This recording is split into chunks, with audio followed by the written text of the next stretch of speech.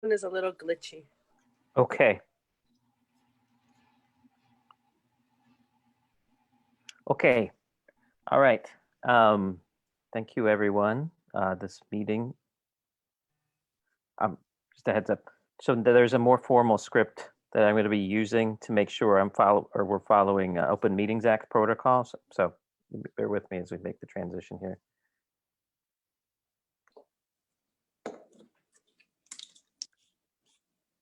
Okay. So the meeting's been called to order, and the meeting started at 3:12 p.m. And pursuant to the Open Meetings Act, a quorum of the members who have been appointed to the Social Innovation Commission will constitute a quorum for this committee. So currently, we have 7 commission members on the committee. And if we have 4 of those, then we'll have met quorum. But we'll start with the roll call. And Yesenia Victoria, are you doing that, or should I go ahead and do that? If you can do the roll call, we can keep track of the attendance. Okay, great.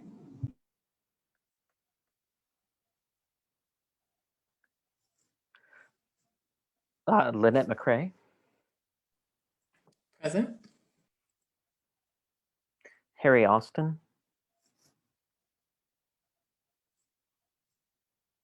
Don't believe Harry's here. Miraj Sheikh. Present. Camille Kerr. Present. Carrie Thomas. That's Jerry Aglape. Present. David Cherry. Alderman Maria Haddon.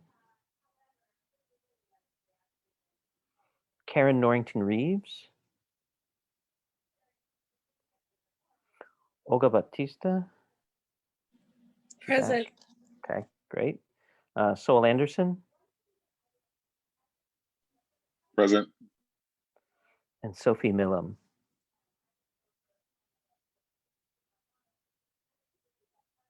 Okay, and that's, oh,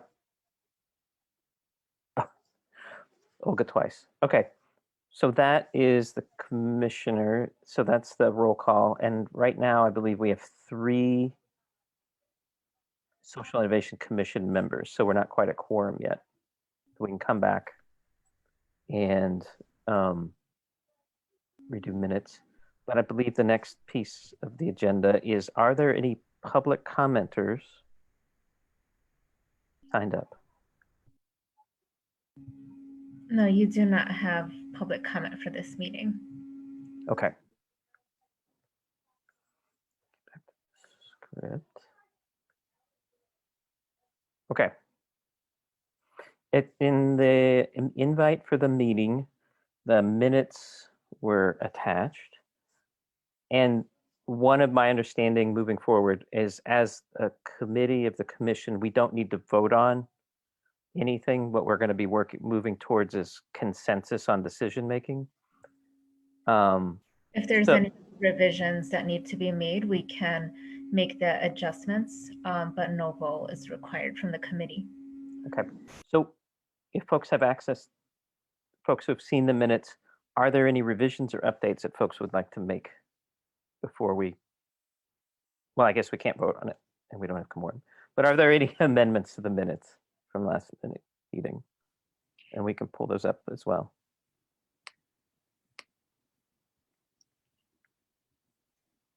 Yeah, Roger, I'm not sure where the minutes are at. You mentioned that they were in the... They're part of the attachments in the invite. Don't see them. Let me double check. Oh, I see it now. Sorry about that.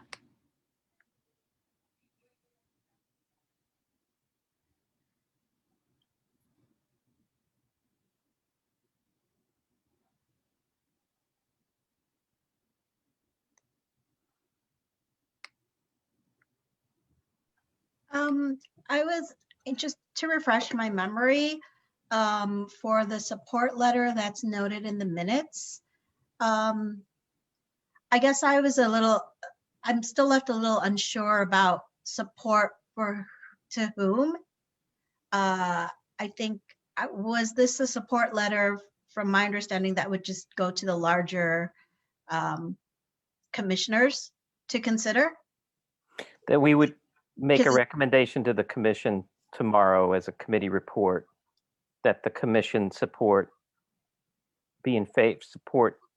indicate support to the legislature that we're supportive of that bill moving forward.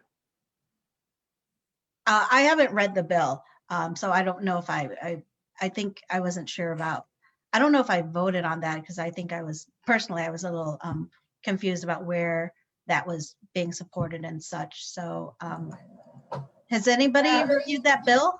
Yeah, it's really, really long. And Yeah, I want to just say that there is a strong effort from environmental justice groups across the state that are trying to make interventions within CEJA to make sure that there is actually a benefit to the most marginalized, the most impacted communities, and they need our support. So that is one of the things, like when we're talking about workforce development and like how we clean up our state and provide jobs that are sustainable, and that with a plan, with the goal of having a just transition from the kind of industries that harm people and the land and the air and the water. So that's the, we wanted to support those are the things that we want to support. We want to weigh in on, but if it makes sense. So there was like a session that happened a couple weekends ago, and I need to get an update. So I sent a message to the Illinois Environmental IEC to get some guidance about where would our support from this committee be the most effective. I'm gonna put my video on. Sorry, I didn't realize that was a video. I think for myself, I don't know if we would be speaking as a committee. And another point that I wanted to make was, in terms of legislation and us recommending for the commissioners to sign on, I'm always hesitant to sign on to anything without reading the legislation first, simply because there's a lot of detail that, and I just had a similar instance of an organization that I'm a part of. I'm not on staff, but I realized nobody had read the bill. And it may have seemed like the one pager was something that everybody would likely sign on to, but when you look at the bill itself, it may not necessarily have all the details that an organization would like to. So can I offer a recommendation for the commission to review the legislation, since nobody here has actually read it, and to consider supporting it instead? I think well, no, well, you have, but I mean, like us have anybody here collectively read it that we feel confident as a committee to ask the larger commission, you should support this? I'm not sure about that. So, Jerry, just as a point of order. The process, So right now, this would be a point of conversation before jumping in, so we can hold this. Yeah. Because we that makes sense. to talk about as kind of new business in our agenda. It's But just, it came up with the minutes, and I was a little confused, and so maybe we'll pause this before moving into that action. So then we could talk to about process for approvals for sign-ons. That'd be great. Thank you. And then we could talk about that, and we could talk about the agenda that we're talking about for 2021. Yeah, no, thank you, Roger. That's why it confused me a little bit when I saw that the minutes said that, and it's just like the verbiage that I saw there. And I haven't read that legislation for myself individually to feel that this is something I want to directly ask anybody to sign on to. Understood. So within the minutes, your recommendation would be that we're going to place a hold on supporting Well, I don't at this know. I point? think maybe, or if it was or did we leave it at the last meeting to ask, to be a little bit more specific, to ask the commission to review the legislation in order to support this concept of for recovery and workforce is one of the, because I think we're just missing a critical but small detail there about asking the commission to sign on versus asking them to review it to assess if it's something that they want to sign on, since only maybe just a small part of our committee has actually read the entire bill or reviewed it. Okay, so we can talk through that process then at the bottom, or after we get through talking through next steps. Okay, thank you. So we spent the bulk of last meeting talking through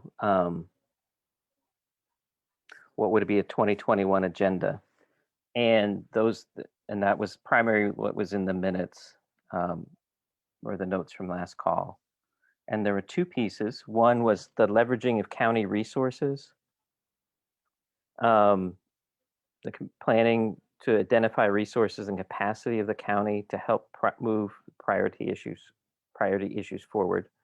So then some questions about what areas, where does the county have leverage, whether through procurement, service delivery, economic tools, and business investment, to move forward, leveraging county resources with the goal of improving equity and economic opportunity across the county, particularly with a focus on the south and west sides. And then looking for the committee to be more intentional in creating incentives for developing opportunities, and for the committee to identify or how its efforts can help with the county's recovery-based building.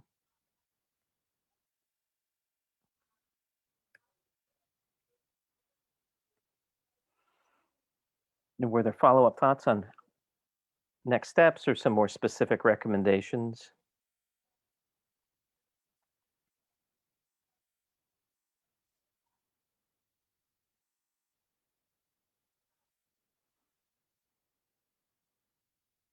For influencing or pushing the county? Or other research, or is there more information needed?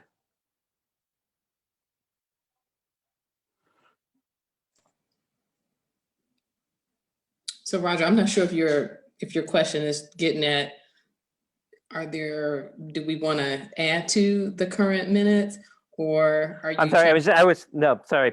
So unless there's other addendum, I was kind of more transitioning to like, this is what we talked about last time. How can, what are some things we can think about for moving that forward and being more specific from that brainstorm? Gotcha.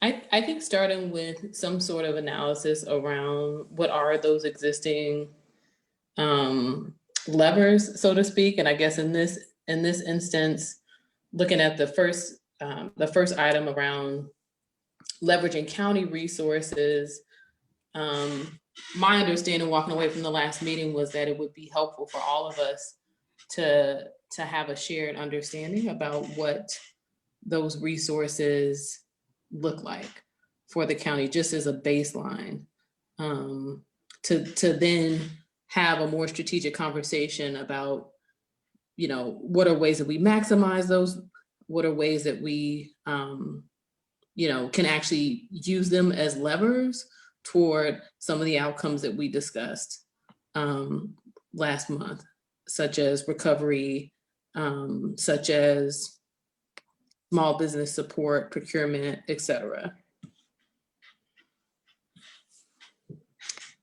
So that could be one place to start our brainstorm in our analysis, just kind of coming up with a baseline of what are those resources. I agree with Lynette. Maybe if we could create some sort of matrix, very simple, about what we think those resources are, but sometimes what we feel those resources are may actually be state resources versus county, or they may be a federal resources.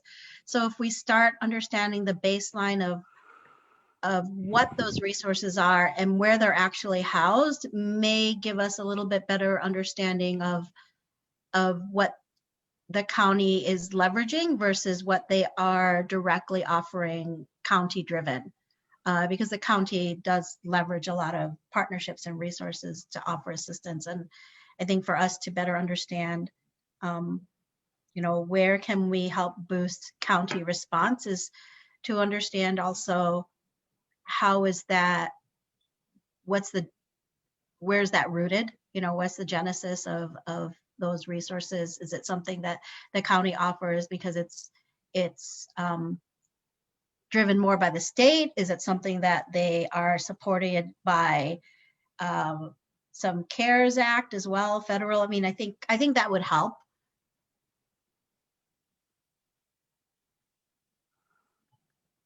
So that's a great idea, Lynette, of understanding the baseline, but then understanding,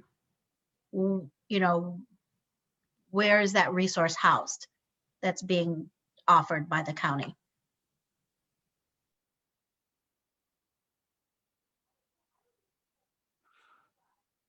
And one understanding I had from the last meetings, if we're talking about a document, it needs to be publicly visible. So that's why I'm sharing the screen for the notes.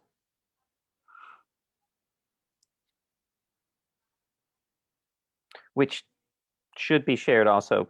It's shared in the shared Google folder as well.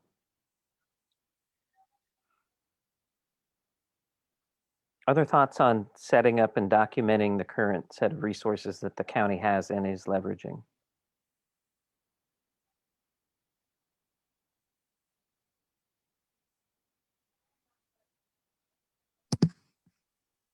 So how would we go about, like, who would do this, I guess?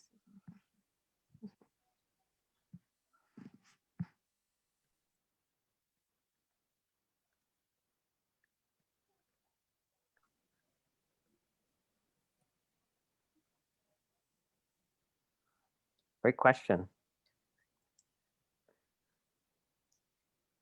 Roger, one thing that I'm having, I wasn't at the last meeting, so I'm maybe some of my confusion is in that, but I'm wondering if our priorities could also be spelled out in a clearer way, in a way that sort of highlights what are the issues that we are looking to address. I know resource, sort of understanding what resources are available at the county level is one aspect of this, but what is considered a resource, I guess I'm thinking from it in terms of like, what are the issues that we're looking to address? What are we compiling resources around? I think the main one was workforce, which you can see in a little bit lower down in the. Okay. We had, I mean, because when we talked about the larger list, it was everything. It was like, housing, food equity. The list was really long, but this group really wanted to focus on workforce, given the unemployment rates and how and the different issues that are facing folks with regard to employment right now. Got it. Okay. Could we just start then, just focus on workforce and everybody just start adding to it? What they feel is Camila has a great question of who's going to create this. I mean, we could create a shell and people add to it for comment. But I think we shouldn't be overthinking it. Like it's simply a baseline to help navigate how we'll address this issue of workforce and recovery. Or maybe it's something where we look at it of, here we know our asset-based resources, what are the gaps that we just see at a very high macro level scale, and how can this committee address that? It's another way to approach it. Because Camille asked a very good question about how. So. Right. So I think setting those parameters would be helpful for sure. And then that can be a conversation about how do we get there and what assets are you on the committee or that the committee can leverage back through the commission And Commissioner Zai's office as well. And Roger, I don't know if you see the chat here, but Olga's on stack. Oh. Olga. I'm wondering if the research is, I believe the county, at the county level and the city level, there's folks who are already doing research. I know I heard Samir Maker speak regarding like the road to recovery from COVID for the city was going to be heavily dependent on TDLs, transportation, distribution, and logistics, so like warehouse facilities like Amazon and things like that. And I'm wondering if there's other initiatives that are already in place that maybe our time could be better spent pulling from the research that exists that can be accessible to us, and then doing the matrix from there, like this, initiative at the city level or at the county level, outlining it, seeing what points they hit, seeing like where there's efforts to get folks who have been recently incarcerated or in foster care, the folks who are more marginalized, and also, are there initiatives in place that focus directly in the parts of the county that have been hit hardest from COVID? So doing that homework, I think, calls to our commissioners, seeing what kind of things are being proposed, like who's working on these things, and then putting them together. Because I hate to start from scratch. It just seems like a huge and daunting task. I'm not sure what the bandwidth of everybody on this team is. But I think I would, and then going from there to identify like what the gaps are.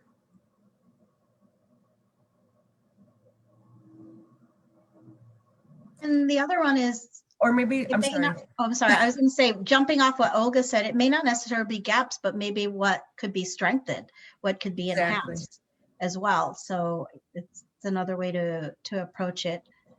I can tell you there's still a tension with leveraging resources from the city and the county in terms of how you can partner with that. So I wonder if we could just simply all add to what we know of what's in the county and this, county-wide versus city.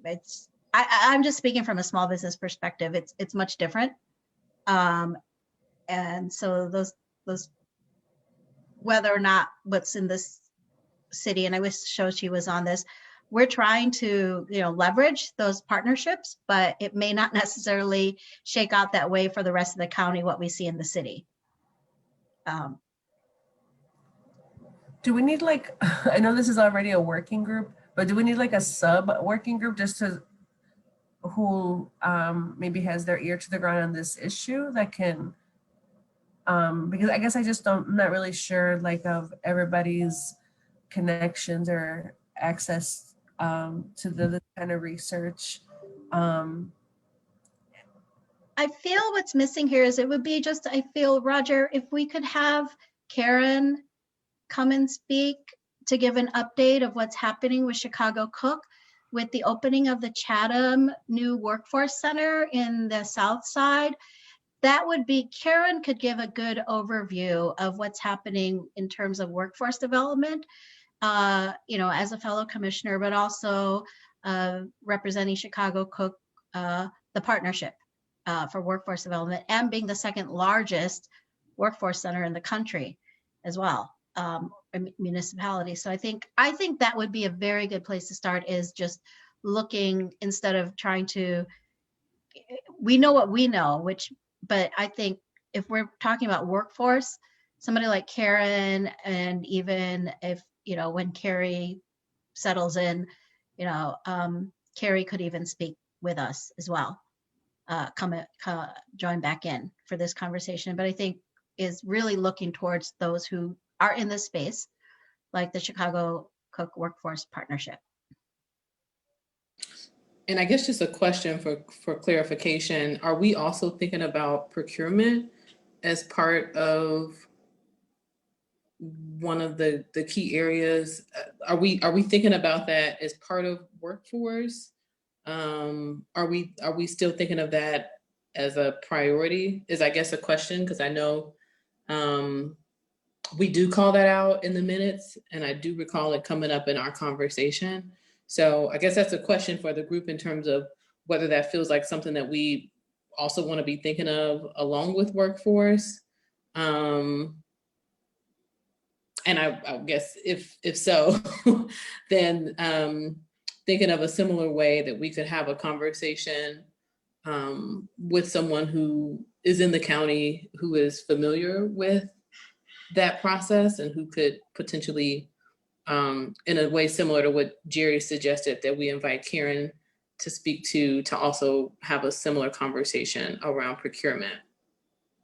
And I believe, Camille, you had brought up, like, I could be wrong, but as I recall, that the last meeting, procurement came up from the lens of workforce from a small business perspective, that entrepreneur and getting those contracts in regards to rebuilding and recovery. So what is the role of procurement?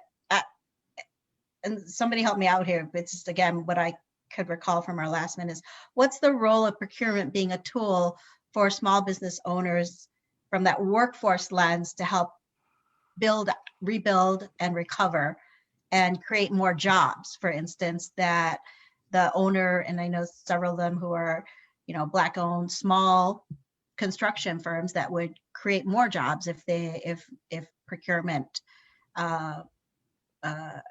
processes may be more flexible. I don't know, I'm not that familiar with procurement, but I believe that's how it fits in with workforce. So it's not separated, but in terms of what does it mean to be a tool for entrepreneurs that's more flexible, and it would also help them to scale up and rebuild for recovery.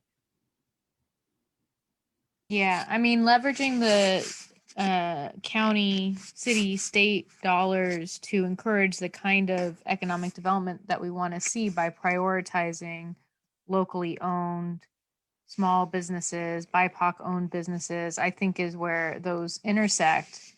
And I think that procurement is a critical aspect of how we, I mean, with the good food purchasing work that SIFPAC is doing, and in other in construction, obviously that's a major area of spend for government agencies, but in other areas as well.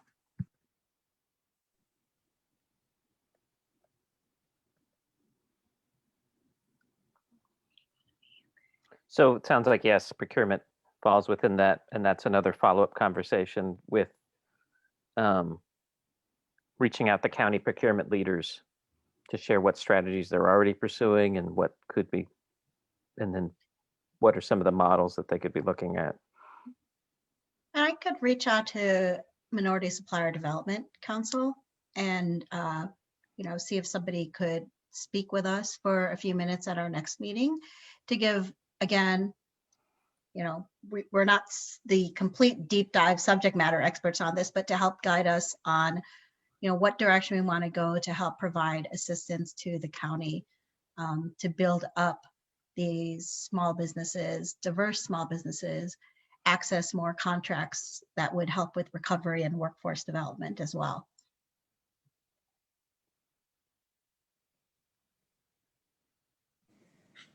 That makes sense. Yeah. That sounds like a good next step.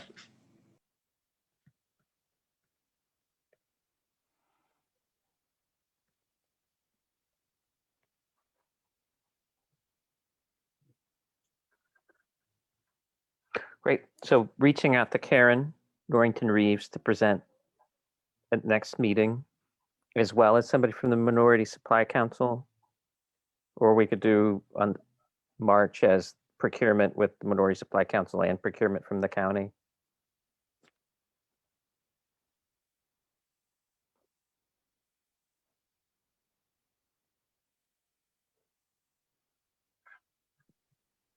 Yeah, My thought is that the more we can use that space to gather as much information as we can, the better that would be. That way this group is informed on, how like what is the scope of issues that we're looking to tackle and how we want to address this resource gathering mission.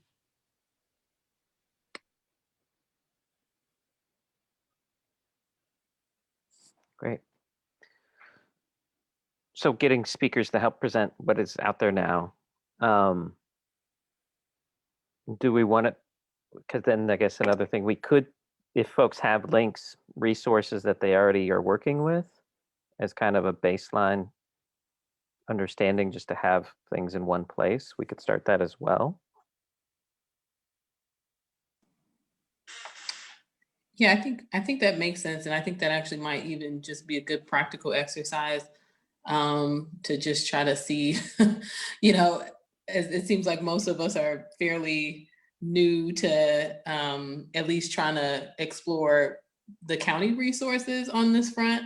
So I think it would even be helpful for us to, if we all maybe just commit to, within 30 minutes, is it readily, is there information that's readily accessible that we can find on these things? And I think that could even be a helpful exercise in and of itself to see, as members of the general public would, what can we turn up if we just spend a little bit of time looking into opportunities on these fronts.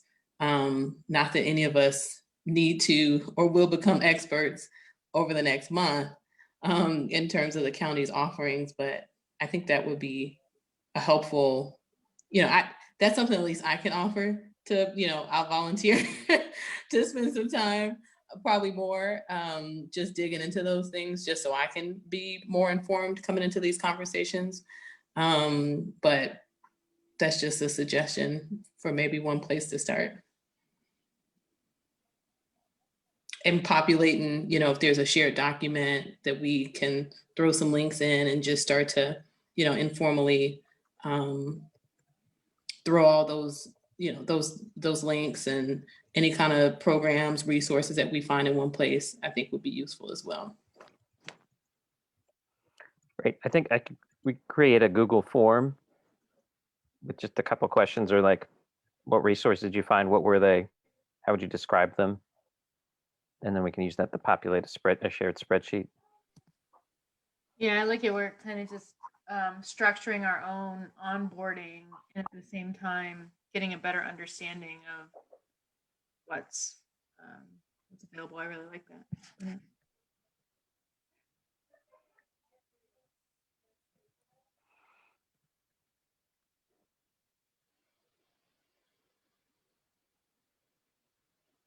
Okay, so put out a request for Karen Norrington-Reeves to speak next time, and then procurement, so February, and then March is procurement. But in the meantime, we'll send out a Google a Google form to pull in, that people can put in what information they have, either from their own experience or from some basic research, just to understand what the scope of things that are out there. And then that spreadsheet can be shared with the full committee.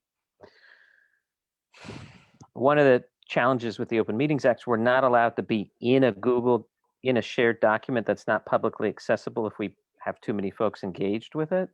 So we kind of need to have so I think that's why you'd use the Google form, is to put things in, but we're not touching it collectively without public access to it at the same time.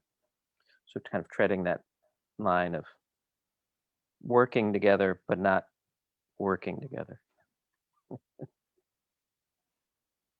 as a group that would trigger kind of full open meetings compliance.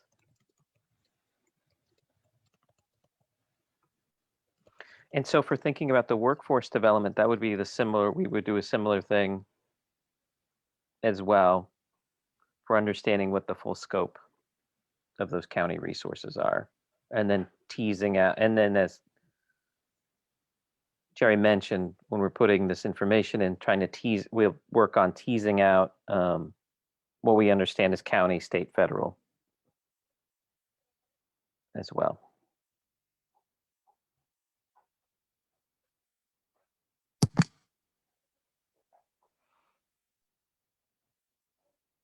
Any other thoughts here?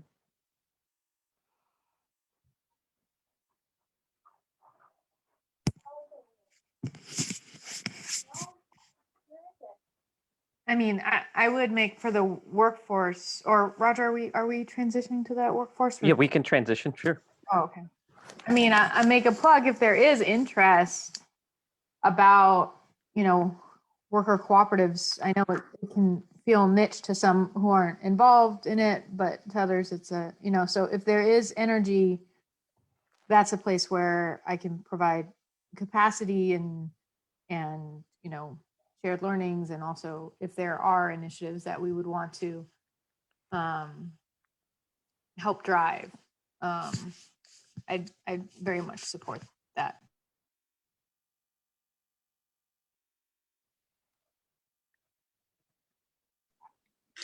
Well, I'm definitely interested in learning more about that. And I think it could be helpful, you know, if we think about sort of the February and potentially the March meeting, sort of with the goals there of really trying to do some fact gathering, both independently and whatever time that we have to look online, but also to spend some time with these experts on the procurement and the workforce side to then think about sort of a next step from there, sort of what are the bridges from the existing resources into ways to be thinking about advocating for some additional ways that we can be promoting inclusion, et cetera, through those practices like we talked about. So I think worker cooperatives would definitely fall along the list of things that I think would be interesting to understand better, and where there could be some opportunity for us as a committee to be thinking about ways to advocate for that. And I don't know if they're, you know, obviously as we learn more about the procurement process and currently what the city, or sorry, what the county already has in the way of workforce, it may, I think it may make more sense to have that discussion at that point to try to see, you know, where the bridges are. So that's my long-winded way of saying yes. I think that makes sense, and I think it would be sort of a nice next step coming out of the fact gathering stage. I also feel like one of the other,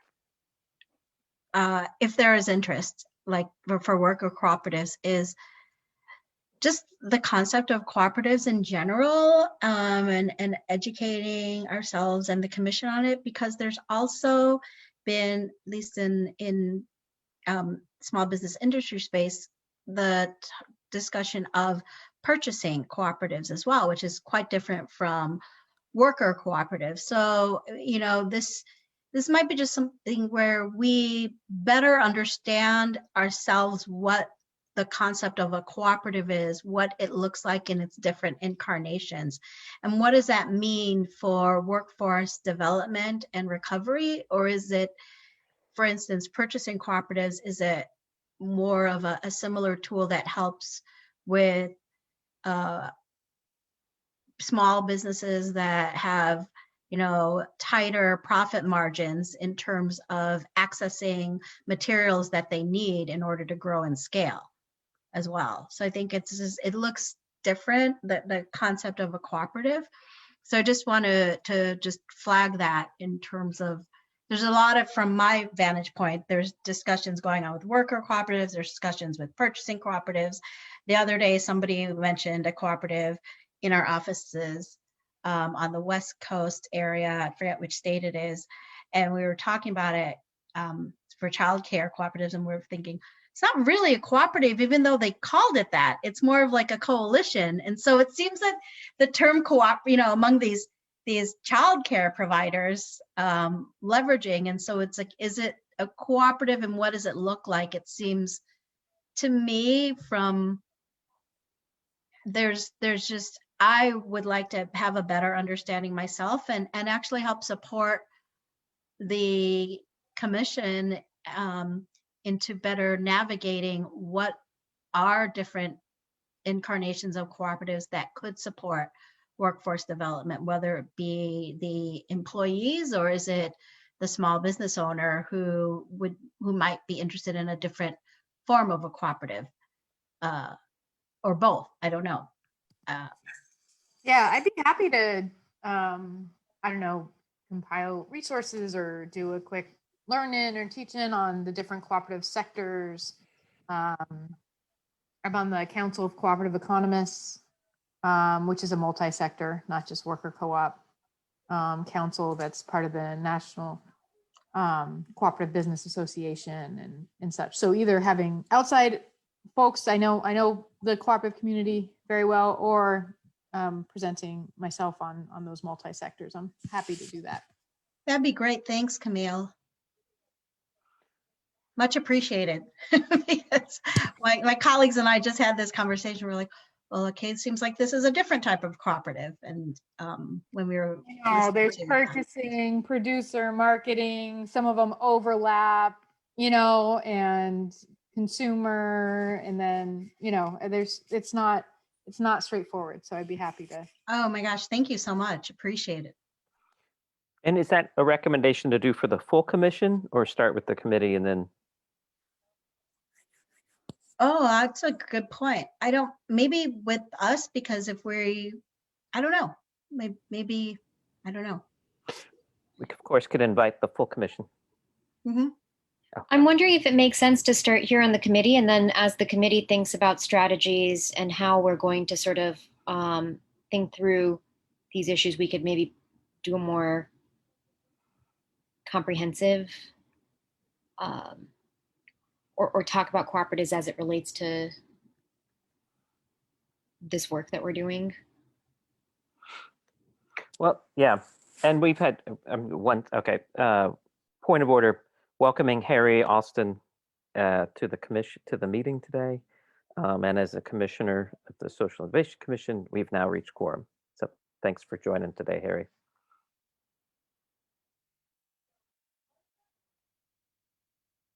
Sorry, Mirage. I think it would be good for us to, as a group, as a committee, better understand all these different iterations, all these different forms of cooperatives, and then maybe maybe we could go further with that if it's once we see how exactly we're working with those concepts. Okay, so I guess in terms of our calendar now, is this a separate session? Layer it on one of the February or March, or is this something for April? We could roll up, but we can mix it. We can mix and match too. I could just do 10 or 15 minutes at a, as the overview, and then have follow-up links if we wanted to. We can structure it however makes sense for folks, but I'm happy to make it in one of the existing meeting times so as not to have to schedule with everyone, and then just let me know how in depth you want to go, and I can work. Okay, well, why don't we you could do 10, 15 minutes at the next session in February, and then we could play it out for sure.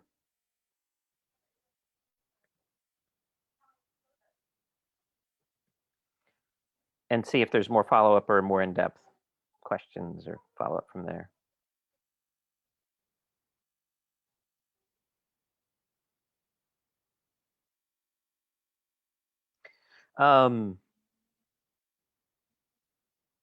So Harry, just getting you up to speed. So looking at, and it looks like Saul may need to go soon. Saul, is there any input or comment you'd like to give on the plan for February?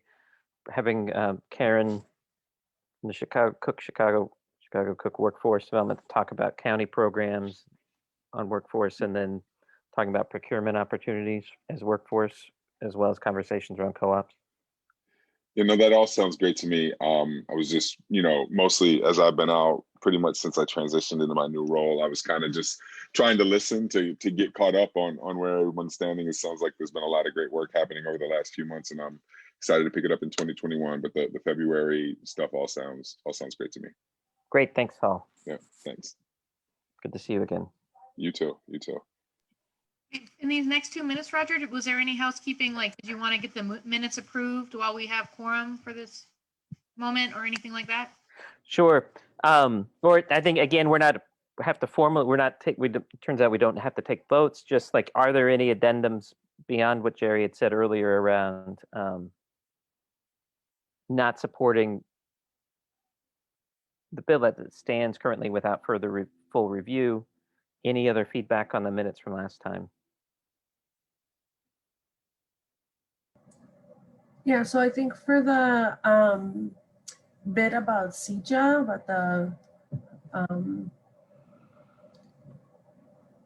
I think that it would be helpful for this committee to get a briefing that can happen either prior to our February meeting or at the February meeting. I think we've already agreed to invite, or there's a proposal to invite speakers, experts to talk about other topics. So I'm open to, while we were on the call, I text the director at the Illinois Environmental Council, and they are available to do a briefing for us because the bill is very technical, and but it is related to bringing more equity into jobs regarding environmental issues, and this idea to transition from fossil fuels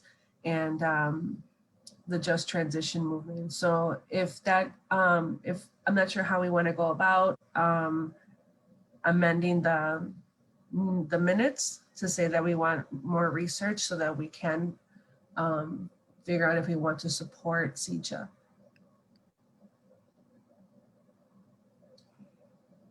And Olga, just to clarify, did you actually draft the support letter? No, I asked for a template because I wasn't sure, because there was the lame duck session that happened a couple weekends ago. So I wasn't sure if we needed to who do we want to write a letter of support? Do we want a letter of support to our state legislature? So that's some other things that we need to clear up. So I think before we get to that point, maybe we should get more up to speed on by the experts who are working on this policy to get briefed on, so that this committee understands what's at stake with CEJA, and then take it from there. How does that sound to folks? That makes sense to me. And thanks for clarifying. I just wanted to make sure I hadn't missed. No. I hadn't missed that. Okay. Nope, that makes sense. Can you also, for our minutes, let us know what the bill number is? And I don't know if you know who the main sponsors are. That would also, pardon me?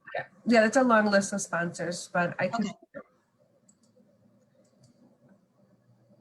So Roger, how do you want to amend our no's? Because I know that we're trying to do like multiple things at once, like amend minutes.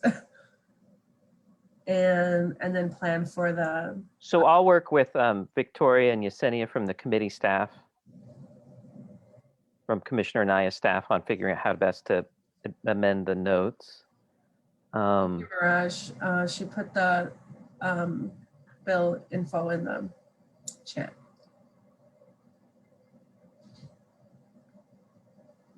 And then we'll need to circulate, and as part of this process, circulate the full text. And I guess that would be in the Illinois Gov website. Do we know, it's in the Rules Committee now, it says, do we know when it's going to come up to committee? I think that right now it just seems to be in the House. What's the process that, well, because bills aren't all due until next Friday. I think they're still accepting bills until next Friday. Would committee assignments come out after that? Right. Process-wise? Oh yeah, that's right, the committee assignments, but I was just noting it's in rules as right now in the Rules Committee. Yeah, so in my question to Jen Walling, I like, does it make, is our February meeting like too late, or is that, and she thought that it was fine. So if folks are okay with either a presentation at our next meeting, or that we have a special meeting the day before or hours before our meeting so we don't take up all of our time. Those are, I would say, the two options, right, that I want to propose, unless there's other ideas for us to get more clarity on the process and like what's needed and all the rest of it. So 15 minutes for CJ next meeting. And we had budgeted an hour and a half in the calendar for the meeting, but knowing not everybody can make that much time. So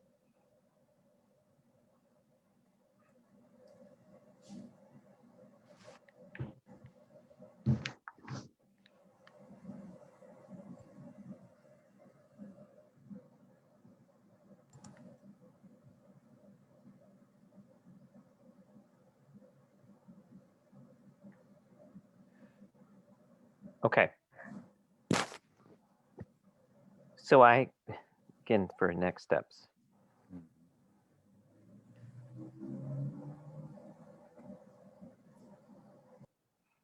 So for February,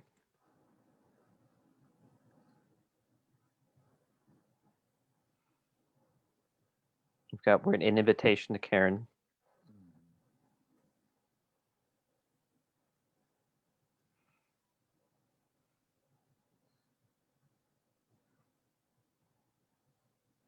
And IEC. So Karen on workforce efforts.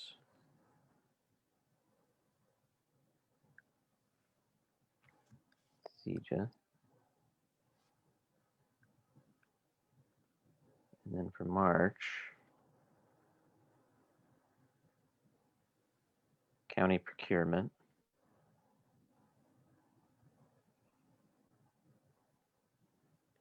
And Camille will let you float depending on who accepts when. Yeah, that's great.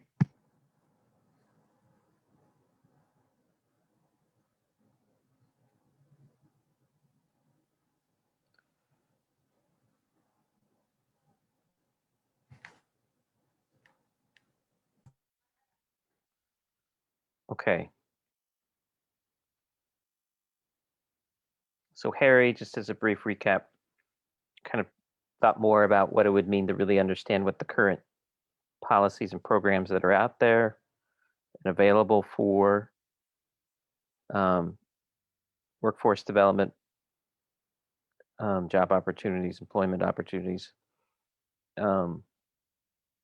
as well as county procurement that can leverage create opportunities for emergent and existing small businesses, diverse businesses, to be able to expand their employment in the county as well, and what those programs are.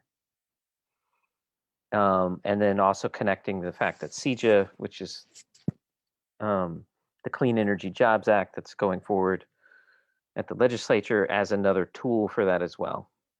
Okay, and then there's more info. Thanks, Olga. And then trying to do more research and getting a better comprehensive sense of what all those things are as we're moving forward in our priority setting and agenda for 2021. I'd also like to put out other pieces of policy that is being discussed at the state level, which I'm not sure how the commission would like to approach it or support the policies from their perspective. But there's paid family medical leave insurance with the state that's also being discussed.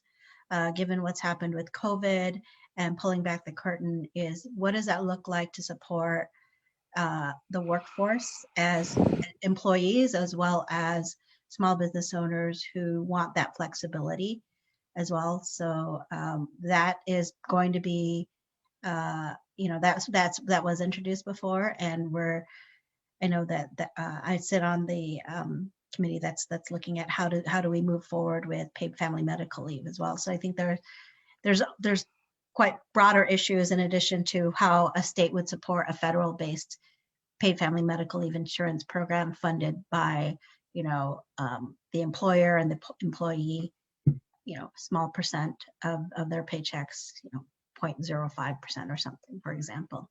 But that is something, given what's happened, again, COVID pulling back the curtain on the need for a more equitable family leave program.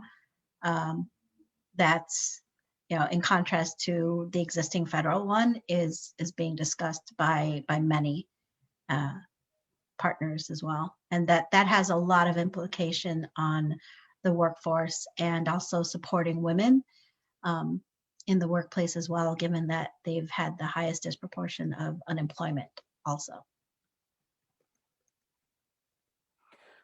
So Jerry, based on the conversation around CJA, so that would mean circulating the bill, information around the bill? I don't know if it's necessarily supporting legislation at this point, but Okay. Is it something the county would? I think it's just to lift it up for the county, simply because there is legislation. It is maybe one point of recommendation for the commission, but I would also offer to lift this issue up to say this is a workforce issue for the commission to be aware of. How does it want to support this? It could be supporting that bill, or maybe the county wants to, maybe the county is already exploring for its employees something similar. I don't know, but I would like to point out that is a very key workforce benefit issue that is happening in many states, and including Illinois as well. Right. So what information? So thinking through, how would we share that information, or how would you want to bring that up? I think it's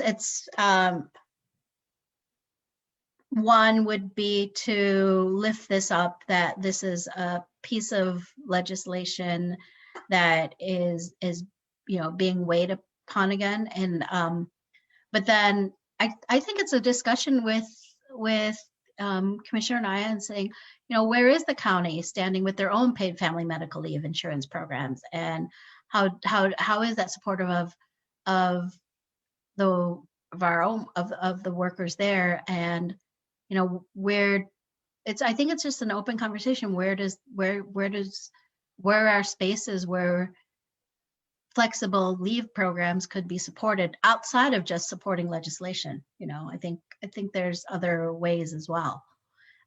Since we're Commission on Innovation, it may not just be limited to just advocacy on these issues, but how do we encourage that? I think it's a very good opportunity to begin discussions on what it looks like even outside of legislation.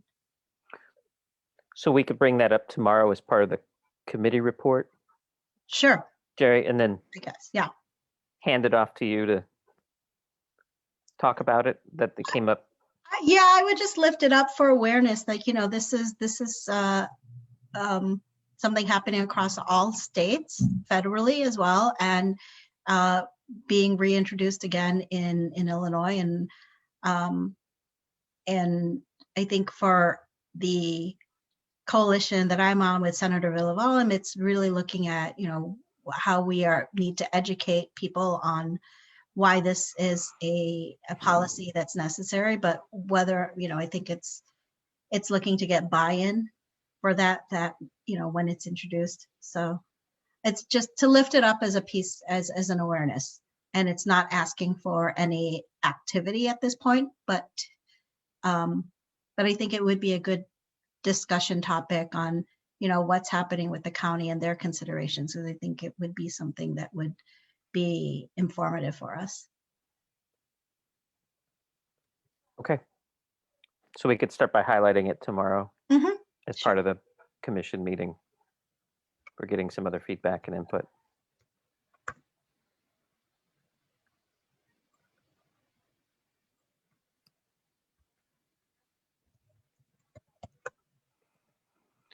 And Okay. I'm sorry, the other one that's happening in terms of workforce is there's a large initiative that's, again, I'm sharing it with this committee so we understand what's happening also in terms of the gig economy and addressing labor issues in terms of the self-employed. So there's a large number of interested organizations in that, you know, SEIU, many others as well. And we're starting to see many kind of groups come up that say they're for the worker, but then won't provide worker benefits. I think it's basically looking at many, like some of the bills that Illinois is getting ready, that some may want to introduce, sponsored by the Lyfts and the Ubers and such. And Jerry, if you want to think about innovation on that side, I'm working with an SEIU local. It's in California, not here in Illinois, but together at the intersection of the things that we were talking about, something called the Cooperative Economy Act that would organize gig workers into cooperatives that they co-own that would be unionized, and provide benefits and you know, the safety net stuff, and incentivize stuff like that. Yeah, I mean, this could be a space where our committee plays an education role as to some of the bills that may be introduced regarding the gig economy, even though the Supreme Court has said that they are technically employees. You know, the Ubers and the Lyfts, the transportation industry has largely ignored that. They're in California, for instance, they owe millions of dollars to the state unemployment department because they've largely ignored that. But it's very interesting how they've set up, kind of flip the script to say that they're creating worker led groups, when really it's you're checking off the box to say that you're supportive of that industry, transportation industry, who's contracting out to not provide benefits. So for instance, if I were to take, very easiest way that, as a colleague explained it to me from California, if you're going to take a cab with Roger the Lyft driver, you know, you're being asked to check off that you're supportive of this bill that supports his rights, when really it's not according any benefits to him. But it's kind of flipping the script in regards to workers' rights, despite the fact that the Supreme Court has said that they're legally employees, since they've had a state victory with that law. They're looking now at Illinois and other states to introduce similar laws regarding the gig economy as well. So it's something to be aware of. And I don't know if there's a role that we could recommend playing of deciphering what that legislation means, because it was very confusing for many of the gig workers in California, and continues to be. It's also, you know, what happens is it siphons off money away from the unemployment fund in the state, which could be helping many individuals and self-employed as well. So I just wanted to share that with this committee about, you know, some of the larger issues that I'm seeing happening and being drawn into the discussions, and that we're also seeing a trend in the other states that we cover as a nonprofit as well, in terms of workforce and workers.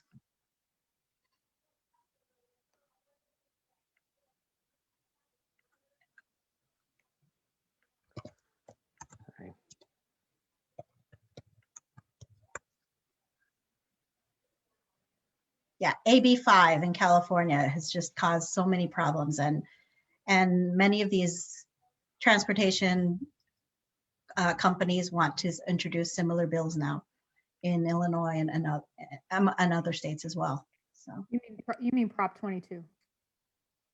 And yeah, and AB 5 too, because it's the classification. Oh yeah, Prop 22. Yes, sorry.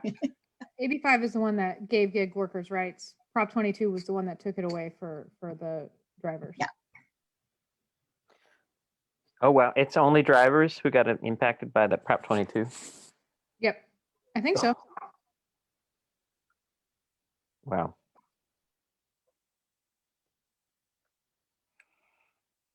Yeah, no, that would be a big issue if that came through.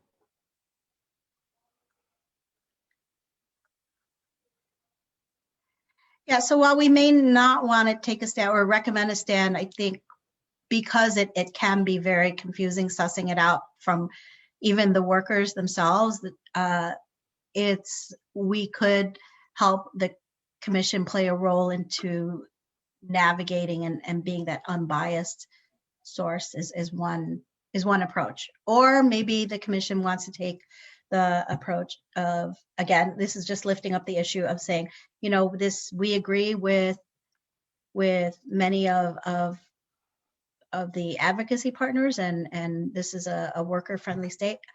I just want to lift it up for a point of an issue that is growing.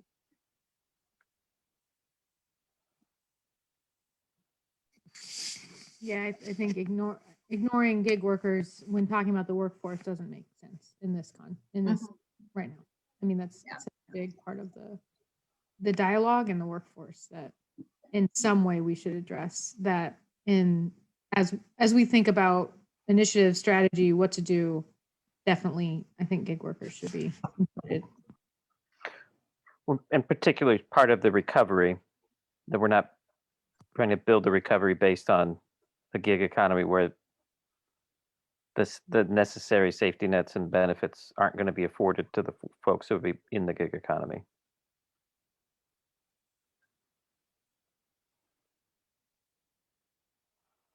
Okay, we can highlight that tomorrow as well for part of the conversation.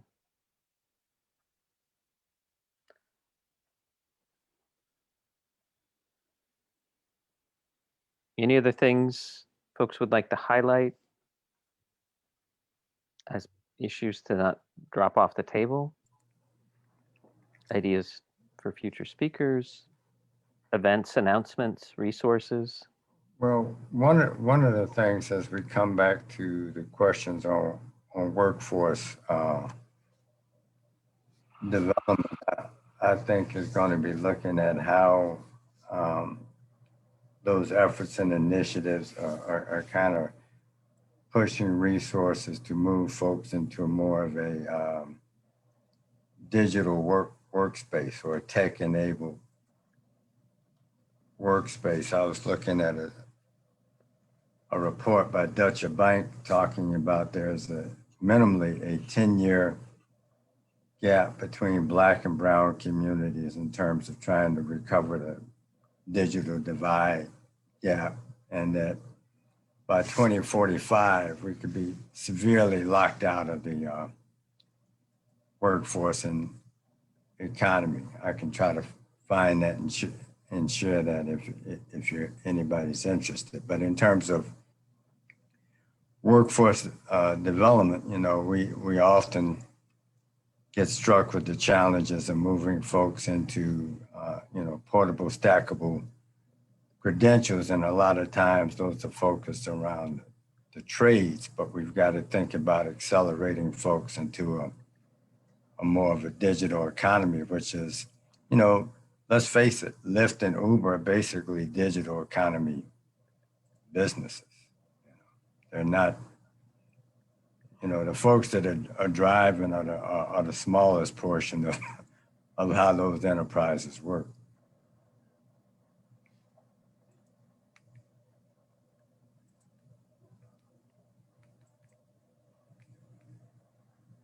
Thanks, Harry. So thinking about the digital divide and inset programs, policy, again, how the county can help support. And I'm in this case, I'm thinking it more in terms of workforce. I mean, they've got enough of the broadband, close the digital divide types of initiative, but I'm thinking more about what that translates into participating in more fully in the economy as either employees or workers or business owners. So, you know, putting that lens on it, since we're looking at human capital development.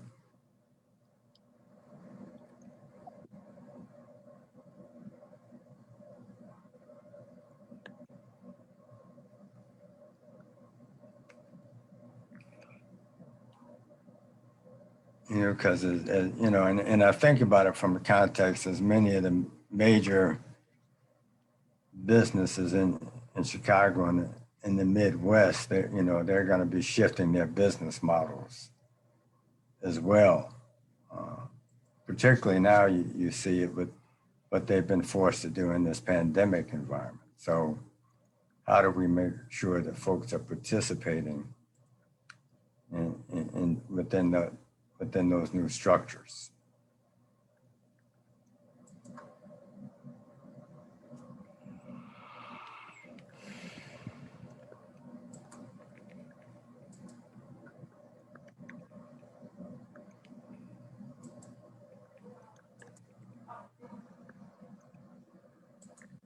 Thanks, Harry.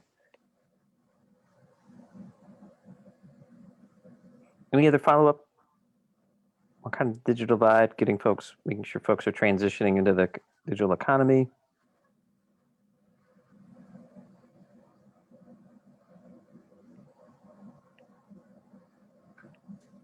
I just want to get a confirmation on the plan for CECHA. Do we want to have someone come to our February meeting, or do we want to hold a special meeting? I think we would allot time at the next meeting. Okay.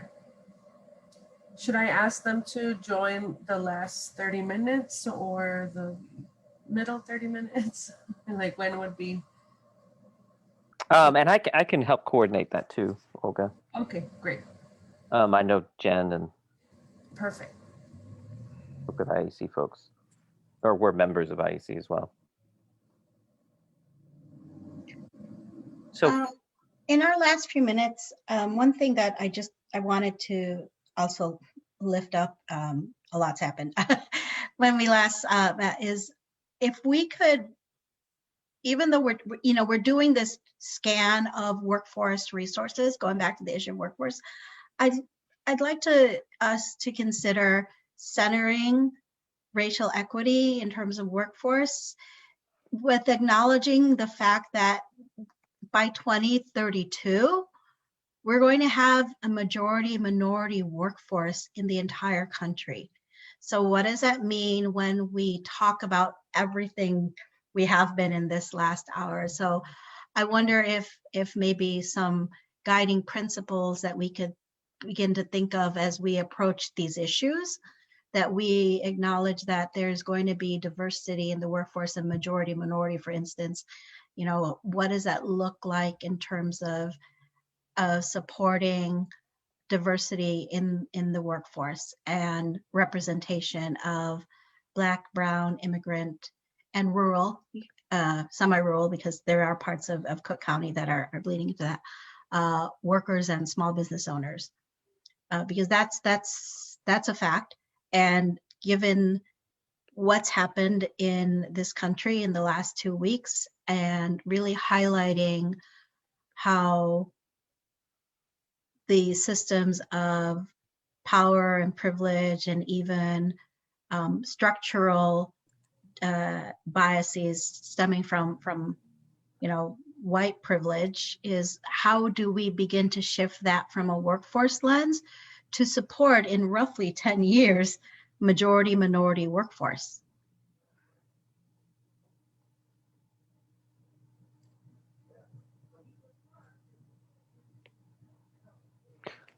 Well, I think that's a significant point. And I think if we could also kind of add to that the emphasis, I think we started it last time talking about community and investment and engagement as well, because we've got to talk about both public-private sector interaction when it comes to solving those problems. And even if you look at Chicago and some other areas where the third sector or philanthropic sector tries to influence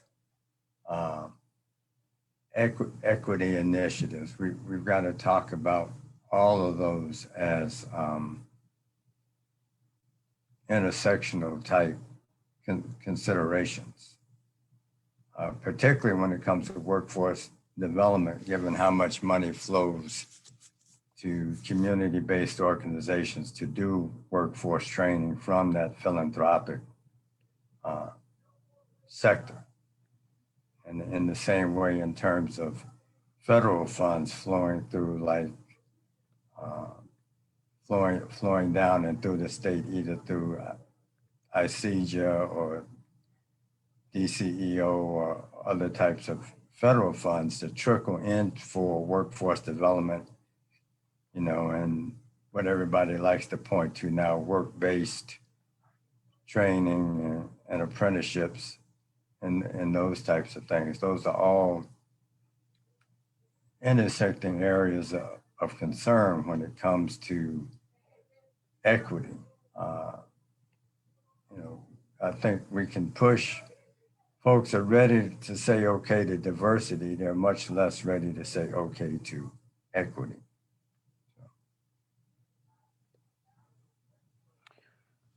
So Jerry, that should be you're recommending we prioritize setting those the set of principles that we want to frame what we're going to be recommending through. I think that would help because we're looking at very broad issues here. And where we may be most helpful is as we're creating, you know, or just looking at this matrix of resources and such, and the next step is to figure out or determine, you know, what we would like to recommend, is kind of keeping top of mind of what we are recommending is the action step and the recommendation in line with these principles that we feel are necessary to support workforce development and small business and economic investment. With the primary goal of, and that the audiences were, that the policies or what we're be advocating for would be primarily driving equity in the workforce development programs and and who they're putting primary emphasis on, who should be the primary beneficiaries, should be with this equity lens. And that's what we'll be asking for and recommending. Yes, and we'll know. It may not be a policy, whatever our recommendation is that, you know, this is how we are centering ourselves. It may be a policy recommendation. It might be an action recommendation. It could be a process recommendation in the county, but that we want the commission to know this is how we are going to center our lens for the recommendations that we provide to you. Great.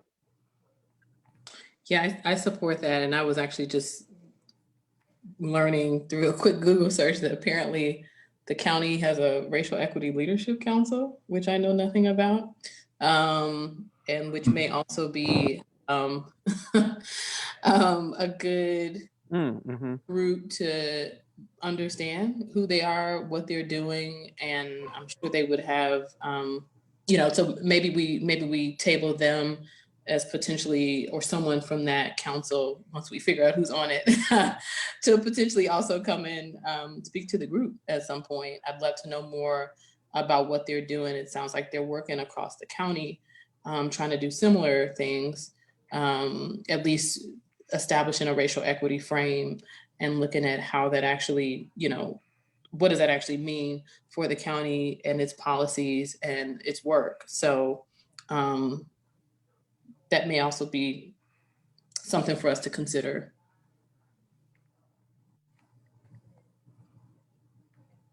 Great, thanks, Lynette. Yes, thank you. So we're at 4:30. And we did, what did we do? I'm jumping around here. So we did the third Wednesday for January. So that, and I think that was what most folks said was the best week for them. So that would put us at the 17th of February for the follow-up meeting. And I will send that, and we can send out calendar invitations for the following third Wednesdays moving forward into the summer, just as placeholders. Okay. And keeping the 3 to 4:30 time moving forward.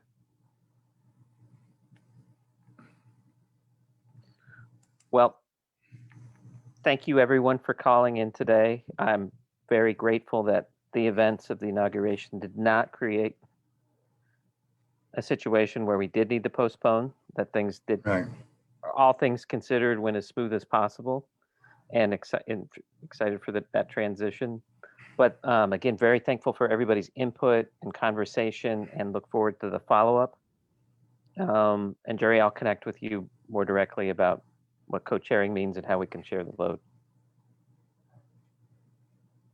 But thank you all, and have a wonderful rest of your evening and month. Thank you. And Take see care. some of you guys tomorrow afternoon. All right.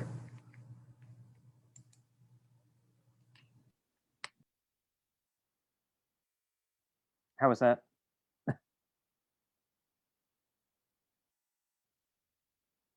Victoria. Is the live stream ended, Yesenia? No, go ahead and end it.